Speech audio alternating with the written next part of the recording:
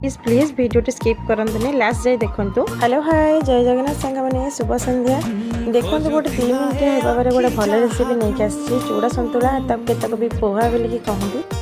मुझे कड़े गरम करके तेल टिके फुटण लंका गोटे लंका पकई झील खाइब टे छोट झील से गोटे लंका पकई पियाज भी पकई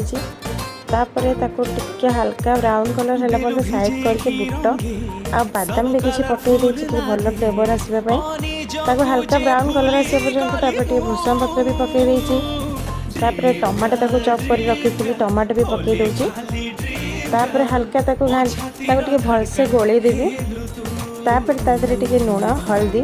पकई देगी गोटे सीझापी छाड़देला पानी देकी तापर एपट साइड चूड़ा रखी चूड़ा को हल्का गैस टा सेम करके चूड़ा हल्का गोले देवा तापर रेडी होगला चूड़ा सतुला 2 मिनट ब्लैक सॉल्ट केचप पकई रेडी होगला चूड़ा सतुला भल लगी लाइक शेयर सब्सक्राइब।